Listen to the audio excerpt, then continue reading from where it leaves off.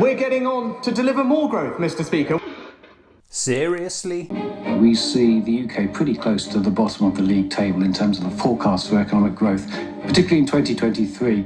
So the UK essentially sees no growth at all, and the only country that was worse than the UK was sanctioned Russia. And imagine the Prime Minister's shock when he finds out the Conservative government has actually delivered the highest taxation since the Second World War, breaking a manifesto pledge not to raise taxes, the highest inflation in 40 years, the biggest drop in living standards since records began, and UK trade performance at its worst level on record. Mr. Speaker, I'm pleased that the Right Honourable Gentleman brought up the OECD report. It also made the point, it was crystal clear that the challenges we face are completely international in nature. The OECD have also mentioned Brexit, which is a factor unique to the UK. And the OBR report the government is relying on says Brexit will result in the UK's trade intensity being 15% lower in the long run than if the UK had remained in the EU. The hard Brexit championed by the Prime Minister has already contributed to UK trade performance falling to its worst level on record, business investment trailing other industrialised countries, and lost output estimated to be worth a staggering £100 billion a year. The problem with his idea is that it would end up costing Britain money. Well, again, imagine the Prime Minister's shock when he finds out just weeks ago the Conservative government crashed the economy and blew a £30 billion black hole in the country's finances, which they now expect workers to plug with even higher taxes. He says he cares for working people, but he won't stand up to the unions. Well, the Prime Minister will fall off his chair when he finds out unions actually represent working people.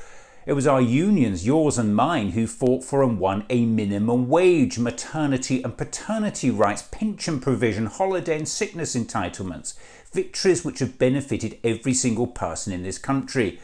This lot would send kids up chimneys if we let them. The plan that the Chancellor announced last week will help families. The Chancellor is forcing working families to pay higher taxes to plug a £30 billion black hole blown in the country's finances by the ineptitude, negligence and gross mismanagement of the UK economy by the Conservative government. And that comes on top of 12 years of successive Tory governments that have delivered soaring food banks, homelessness, falling life expectancy, fuel poverty and wage stagnation. Last week we delivered record increases in funding for the NHS. Nearly all of the new NHS funding announced by the Chancellor in his autumn statement will be eaten up by the costs of inflation and growing demand.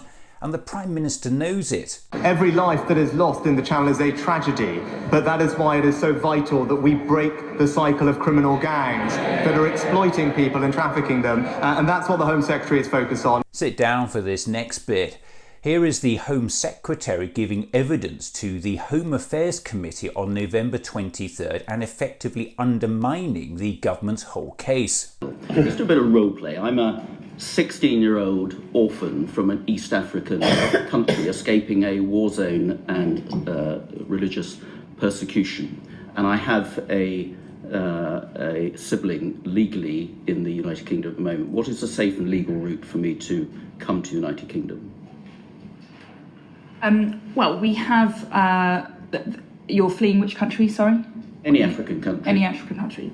Well... Be any continent, but let's say any African country. I don't want to name one because then their Prime Minister might have a go at me for demonising their population. So let's just theoretically talk about an African country which is going through a period of turbulence and which is persecuting its citizens, including an innocent 16-year-old like me. Well, we have an asylum system and people can put in applications for asylum. How would I do that? Well, you can do it through the safe and legal routes that we have. We have offered 390,000 places to people seeking safety from various countries around the world. Well, I'm not Syrian, I'm not Afghan, I'm not Ukrainian, not any of those specific schemes. The Dub scheme is historic. What scheme's open to me? Well, if you are able to get to the UK, you are able to put in an application for asylum. But I would only enter the UK illegally then, wouldn't I? Well, that would, if you put in your application for asylum upon arrival, that would be the process that you enter. How could I arrive in the UK if I didn't have permission to get onto an aircraft legally to arrive in the UK? Let me just invite other colleagues if there's anything they want to add. So the Home Secretary is accepting that the boy referenced in the question can claim asylum if he can get to the UK, but he can't actually get to the UK without getting on one of those small boats crossing the channel.